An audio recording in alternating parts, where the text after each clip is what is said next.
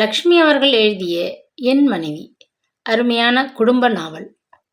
மேகநாதன் வானத்தை அண்ணாந்து பார்த்தார். காலை முதல் கடுமையுடன் வீசிய கதிரவன் சட்டென கருந்திரைக்குள் முகத்தை புதைத்து கொண்டு விட்டதை போன்றதொரு மழை மூட்டம். தோட்டத்து செடிகளுக்கு தண்ணீர் வார்ப்பதா வேண்டாமா? கையில் இருந்த பூவாளியால் லேசாக நீரை வார்த்துவிட்டு உள்பக்கம் திரும்பினார். மேகா, கோவிலுக்கு கிளம்பலையா? அவரது பாலிய நண்பர் சுந்தரம் குரல் கொடுத்தபடி சிறிய வாயிற்கேட்டருகில் நின்று கொண்டிருந்தார். மேகநாதனைப் போல அவரும் வேலையிலிருந்து ஓய்வு பெற்றவர். காலை மாலை இருவேளையும் கைத்தடி செய்தும் வெளியே புறப்பட்டு விடுவார். வெள்ளிக் கம்பிகளாய் நரைத்த தலையும் கனத்த மூக்கு கண்ணாடியுமாக அவர் வந்து நின்றபோது மேகநாதனுக்கு சிரிப்பு வந்தது. இருவரும் சம வயதினர்.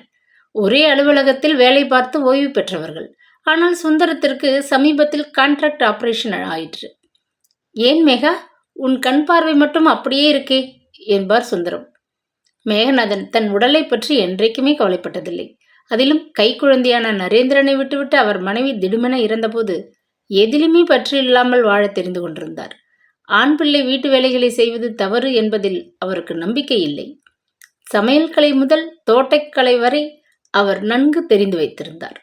முதல்ல உன்னோட இடுப்பில் சுத்தி இருக்கிற துண்டை மாற்றி வேற நல்ல வேட்டியா கட்டிக்கிட்டு கோவிலுக்கு புறப்பட. சுந்தரம் உரிமையுடன் நண்பரை அதட்டியபடி அருகே வந்தார். உடைகள் விஷயத்திலும் மேகநாதன் அலட்சியம் காட்டி வந்தது சுந்தரத்திற்கு தெரியும். அலுவலகத்திற்கு பலமுறை இஸ்திரி செய்யப்படாத சட்டையை போட்டுக்கொண்டு வந்திருக்கிறார். கால் செருப்பின் வாறு அருந்து போனால் கூட கவலைப்படாத பிறவி. ஆனால் வேலையில் மிகவும் கெட்டிக்காரர் என்பதற்காக அவர் மீது மேலதிகாரி பெரும் மதிப்பு வைத்து விட்டிருந்தார்.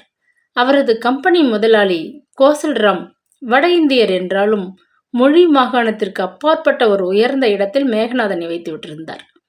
எத்தனைக்கெத்தனை மேகநாதன் தம்மை பற்றி அலட்சியமாக இருந்தாரோ அத்தனைக்கத்தனை அவரது உடல் ஆரோக்கியம் நன்கு செயல்பட்டு கொண்டிருந்தது. சுந்தரத்திற்கு 2 பிள்ளைகளும் பெண்ணும். காலகாலத்தில் தம் கடமைகளை முடித்துவிட்டு அவர் நிமிர்ந்த போது மனைவி காலமாகிவிட்டிருந்தாள். வேலையிலிருந்து ஓய்வு பெற்ற வேகத்தில் முதுமை முழுமையாக ஆட்கொண்டது. உடல் தளர்ந்து பிறர் கையை உதவிக்காக எதிர்பார்க்கும் நேரம் வந்துவிட்டது. ஆனால் ஓடோடி செய்த மகளும் மகன்களும் வயதாகிவிட்டாலே ஒருவருக்கும் பிடிக்காமல் போய்விடுமோ? பெருமூச்செறிந்தபடி மேகநாதனை பார்த்தார். இவன் மட்டும் என்ன வாழ்ந்தான்? மனைவியின் மறைவுக்கு பின் சமையற்கரண்டியை கையில் எடுத்தவன் இன்னமும் அதை கீழே வைத்தபாடில்லை. மகன் நரேந்திரன் அப்பா பிள்ளையாகத்தான் வளர்ந்தான்.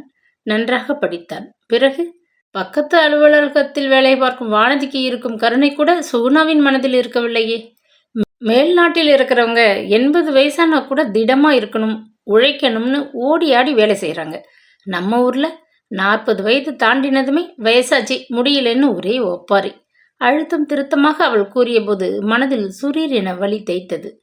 சதா அப்பா நீங்க என்ன சொல்றீங்க என்று அவரிடம் அபிப்பிராயம் கேட்கும் மகன் நரேந்திரன் எப்படி மாறிப்போய் விட்டான்? உடையை மாற்றிக்கொண்டு வாயிற்பக்கம் வந்தவர் கதவை பூட்டுவதா வேண்டாமா என ஒரு கணம் தயங்கி நின்றார். ஆபீஸ்ல இருந்து அழுத்து போய் வீடு திரும்புகிற சமயம் வீடு பூட்டி கிடக்குது. மகன் மருமகள் இருவருமே அழுத்துக் கொள்வார்கள். இத்தனைக்கும் 3 பேர்களிடமும் மாற்று சாவிகள் இருந்தன. ஆனாலும் மகனை விட மருமகளுக்கு கடும் கோபம் வந்துவிடும். ஏனெனில் வீடு திரும்பினதும் திரும்பாததுமாக சமையல் அறையில் புகுந்து கொள்ள வேண்டுமே. இன்னைக்கு மழையும் வந்துட்டா கேட்கவே வேணாம். மழையுடன் கூடிய இடியே வந்துவிடும் சுகுணாவின் பேச்சில். வானத்தை மீண்டும் பார்த்தார். கையில் கூட வச்சிருக்கேன், வீட்டை பூட்டிக்கிட்டு கிளம்பு, அப்புறம் கோவில் வாசல்ல நம்ம கூட்டம் காத்துக்கிட்டு இருக்கும். சுந்தரம் அவசரப்படுத்தினார். வாயிற்புறம் முன்கேட்டை சங்கிலியால் மூடியபடி தெருவில் நண்பருடன் இறங்கினார். பக்கத்து தெரு மூலையிலிருந்து பிள்ளையார் கோவிலை அடைந்தபோது மற்றவர்கள் வந்து விட்டிருந்தனர். ராமசாமி, நம்ம மேகநாதனை கிளப்பிக்கிட்ட வர்றதுக்குள்ள பொழுதை விடிஞ்சிடும் போல இருக்கு. உறக்க சிரித்தபடி சுந்தரம் அங்கே பரப்பி இருந்த மணல் மீது அமர்ந்தார். புதிதாக முளைத்திருந்த புறநகர் காலனி பகுதி அது. காலனிவாசிகளின் பக்திக்காக பெரிய மனதுடன் விநாயக பெருமானும் அந்த பகுதியில் கோவில் கொள்ள விழைந்திருந்தார். காலனிவாசிகளின் பெரும் முயற்சியால் கணிசமான தொகையுடன் கோவில் உருவாகி கொண்டிருந்தது. கட்டட வேலைகள் நடந்து கொண்டிருந்ததால் மணலும் செங்கலும் இரும்பு கம்பிகளுமாக கிடந்தன. சுந்தரம் சொந்த வீட்டுக்காரர் தான். அவர் தம்மை போலவே பொழுது போகாத நண்பர்கள் சிலரை ஒன்று சேர்த்து பிள்ளையார் கோவில் வாயிலை சந்திக்கும் இடமாக்கி வைத்திருந்தார்.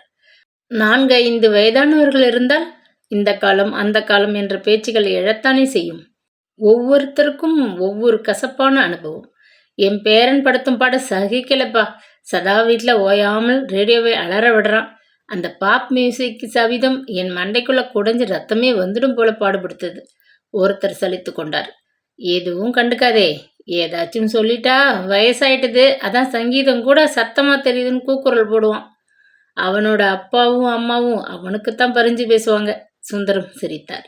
உண்மைதான், பேரன் பிறக்கவில்லை. அதற்கு முன்பே சுகுணா அவருக்கு வேறு விதத்தில் அதிர்ச்சி வைத்தியம் செய்து விட்டாளே. திருமணமான புதிதில் சுகுணா அலுவலகத்திலிருந்து 2 மாத லீவில் இருந்தாள். நரேந்திரனும் அவளுமாக உல்லாசமாக தேன் நிலவு முடிந்து வீடு திரும்பிய பின் ஒரு நாள் வழக்கம் போல மேகநாதன் எழுந்து காலை வேலை காஃபி டிஃபன் எதுவும் செய்யவில்லை. மருமகள் வந்தாகிவிட்டதே. புதிதாக வந்தவளுக்கு அவரே வீட்டு பழக்க வழக்கங்கள் எல்லாம் சொல்லி தந்து விட்டிருந்தார். நரேந்திரனுக்கு என்ன பிடிக்கும் பிடிக்காது என்பதை மாமியார் இருந்திருந்தால் மருமகளுக்கு எடுத்து கூற மாட்டாளா? அதைத்தான் அவரும் செய்தார். அன்று சற்று கண் அயர்ந்து விட்டார். வீட்டு வேலைகளில் மருமகளுக்கு உதவ சற்று கூச்சப்பட்டு ஒதுங்கி இருந்தார். ஏன் மாமா, நீங்க எதுக்காக இந்த மாதிரி வேலையெல்லாம் செய்யணும்? நான் எதுக்கு இருக்கேன்? இனிமே நீங்க ஓய்வு எடுத்துக்கிடுங்க என்று மருமகள் உரிமையுடன் அன்பாக கூறுவாள் என எதிர்பார்த்தார். ஆனால் நடந்தது என்ன? வீடா இது? எங்க பார்த்தாலும் ஒரே துணி, குப்பை. அப்பப்பா, இதெல்லாம் ஒழுங்கு செய்துக்கிட்டு எப்படித்தான் நானும் ஆபீஸ் போய் வரப்போகிறேனோ? சுகுணா முணுமுணுத்தது அவர் காதில் துல்லியமாக கேட்டது. திடுக்கிட்டு விழித்து எழுந்தார். வீட்டிற்குள் காலடி எடுத்து வைத்து ஒரு சில நாட்கள் கூட ஆகவில்லை. அதற்குள் ஆமா நரேன், என்னையும் வேலையை விடக்கூடாதுன்னு சொல்லிட்ட. வீட்டு மேல கடன் அடையணும்னா 2 பேரும் சம்பாதிக்கணும்னு சொன்னேன். இப்ப ஆபீஸ் வீடு 2ஐயும் நான் எப்படி சமாளிக்கிறது? அடிக்குரலில் கணவனை அதட்டி கொண்டிருந்தாள்.